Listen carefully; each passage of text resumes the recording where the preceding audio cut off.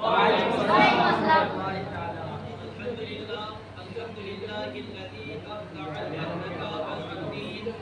الصلاة والسلام على من كان نبيا وآدم بين الماء والطين أما بعد فأعوذ بالله من الشيطان الرجيم بسم الله الرحمن الرحيم وما أرسلناك إلا رحمة للعالمين صدق الله العظيم আলহামদুলিল্লাহ সমস্ত তারিফ ও প্রশংসা কীর্তন আরাধনা উপাসনা অর্চনা সেই মহান রব্বুল আলামিনের জন্য যিনি আল্লাহ পাক আল্লাহ তাআলা আমাদেরকে অন্য জায়গায় না বসিয়ে রেখে পবিত্র মাহফিলে বসার ও আসা তৌফিক দান করেছেন। সকলে উচ্চ স্বরে উচ্চ কণ্ঠে বলে আলহামদুলিল্লাহ। আলহামদুলিল্লাহ। লাখ লাখ শুকরিয়া এই যে আল্লাহ পাক রব্বুল আলামিন হযরত আদম আলাইহিস সালাম থেকে নিয়ে হযরত ঈসা রুহুল্লাহ পর্যন্ত কোন নবীর উম্মত না বানিয়ে আখিরি জামানার নবী হযরত মুহাম্মদ মুস্তাফা সাল্লাল্লাহু আলাইহি ওয়াসাল্লামের উম্মত করে পাঠিয়েছেন। সকলে বলে আলহামদুলিল্লাহ। আলহামদুলিল্লাহ। পরে যে নবীকে না সৃষ্টি করলে আল্লাহ পাক আল্লাহ তাআলা হযরত আদম আলাইহিস সালাম থেকে নিয়ে হযরত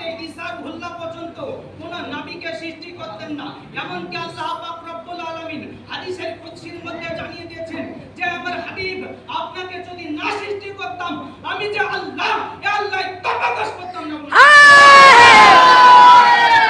বিরাদর ইসলাম মুহতারাম আজিজ کرام আমার সময় খুবই কম, তো এর মধ্যে রহমাতাল লিল আলামিন নবী রহমাতাল লিল আলামিন আমাদের জন্য রহমত এই জিনিসটা বোঝানো শেষ করে দেব আমার বক্তব্য ইনশাআল্লাহ।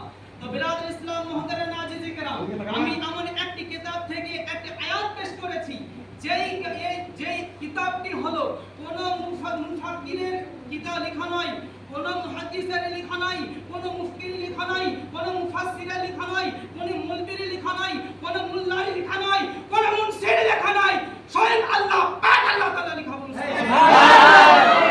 আল্লাহ পাক রব্বুল আলামিন বলছেন ওমা আরসালনাকা ইল্লা রাহমাতাল লিল আলামিন।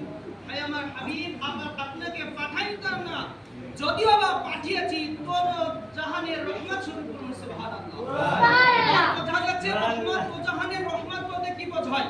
রহমত বলতে শুধু বড়দের জন্য রহমত, রহমত বলতে শুধু ছোটদের জন্য রহমত, রহমত বলতে শুধু মুমিনদের জন্য রহমত না। বিরাদর ইসলাম আল্লাহ পাক আল্লাহ তাআলা বলেন ওমা আরসালনাকা ইল্লা রাহমাতাল লিল আলামিন। আমার হাবিব আপনাকে পাঠাইলাম না, যদিও বা পাঠিয়েছি তো জাহানের রহমত স্বরূপ করুন। সুবহানাল্লাহ। বলা হয়েছে নবী আমার বড়দের জন্য রহমত, নবী আমার ছোটদের জন্য রহমত, নবী আমার মুসলমানদের জন্য রহমত, নবী আমার বেদিনদের জন্য রহমত। সুবহানাল্লাহ। বিরাদর ইসলাম মুহতারাম আজিজ کرام নবী আমার রহমত কিভাবে আরো আগানো যাক। বিরাদর ইসলাম একদা সময় হযরত জিবরিল আলাইহিস সালাম আমার নবীর দরবারে হাজির হয়ে গেলেন। তারপরে শুরু করে দিলেন ইয়া রাসূলুল্লাহ ইয়া হাবিবাল্লাহ আমি হযরত আদম আলাইহিস সালামের উম্মতকে জাহান্নামে দিয়েছি। ইয়া রাসূলুল্লাহ ইয়া হাবিবাল্লাহ আমি হযরত ঈসা রুহুল্লাহ নবী হযরত ঈসা আলাইহিস সালামের উম্মতকে জাহান্নামে দেখেছি। ইয়া রাসূলুল্লাহ ইয়া হাবিবাল্লাহ আমি হযরত নূহ আলাইহিস সালামের উম্মতকে জাহান্নামে দেখেছি। ইয়া রাসূলুল্লাহ ইয়া হাবিবাল্লাহ আমি হযরত আদম আলাইহিস সালামের উম্মতকে জাহান্নামে দেখেছি। ইয়া রাসূলুল্লাহ ইয়া হাবিবাল্লাহ আমি হযরত ইব্রাহিম আলাইহিস সালামের উম্মতকে জাহান্নামে দেখেছি।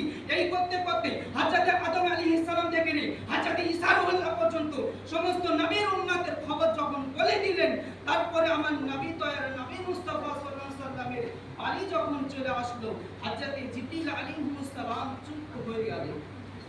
খোদার কসম হযরত জিবরিল আলাইহিস সালাম জানতেন আমার দয়ার নবী মুস্তাফা সাল্লাল্লাহু আলাইহি ওয়াসাল্লামের উম্মতের খবর যদি বলতেন আমার দয়ার নবী মুস্তাফা সাল্লাল্লাহু আলাইহি ওয়াসাল্লামের চোখ মুবারক থেকে অশ্রু ঝরতে থাকতো। সুবহানাল্লাহ। হযরত জিবরিল আলাইহিস সালাম চুপ হয়ে গেলেন। আমার দয়ার নবী মায়ের নবী মুস্তাফা সাল্লাল্লাহু আলাইহি ওয়াসাল্লাম বলে আয় জিবরাইল বলো কি হলো, আমার উম্মতের খবর তো বলো। হযরত আদম আলাইহিস সালাম থেকে নিয়ে হযরত ঈসা রুহুল্লাহ পর্যন্ত সমস্ত নবীর উম্মতের খবর বলে দিলে আমার উম্মতের খবর বলো। হযরত জিবরিল আলাইহিস সালাম তাও চুপ হয়ে থাকেন। তারপরে শুরু করতেন ইয়া রাসূলুল্লাহ ইয়া হাবিবাল্লাহ নবী গো আপনার উম্মতকে আমি জাহান্নামে দেখেছি।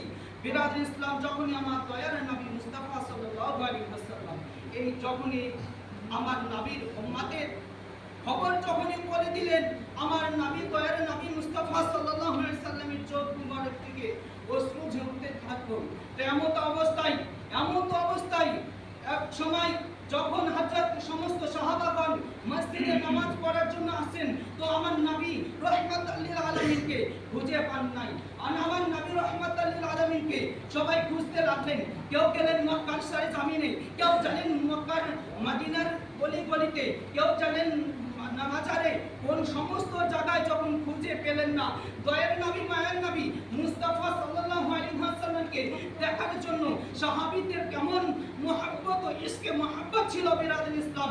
এত মুহাব্বত ছিল যে অন্য দেশ থেকে নবীর জিয়ারতের জন্য আল্লাহ রাব্বুল আলামিন এর নবী যেখানে ছিলেন থাকতেন, ওই জায়গায় এসে নামাজ পড়তেন।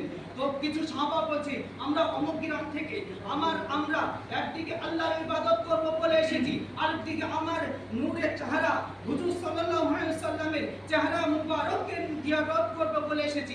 একদিকে আল্লাহর ইবাদত করব, একদিকে ইয়াসিনের চেহারা মুবারক দর্শন করব, এই বলে এসেছি। আমার দয়ার নবী মুস্তাফা সাল্লাল্লাহু আলাইহি ওয়াসাল্লামকে দেখতে পাই না। আমার দয়ার নবী মুস্তাফা সাল্লাল্লাহু আলাইহি ওয়াসাল্লাম কোথায় গেল? সমস্ত কিছু মদিনার বাজার গলি সমস্ত কিছু শুনশান হয়ে গেল। দয়ার নবী মায়ার নবী মুস্তাফা সাল্লাল্লাহু আলাইহি ওয়াসাল্লামকে কোথাও পাই নাই। এমন অবস্থায় সমস্ত সাহাবাগণ আলাইহিস সালাম, সাহাবাগণ রাদিয়াল্লাহু তাআলা আনহু সমস্ত জায়গায় সবাই হাত হয়ে গেলেন।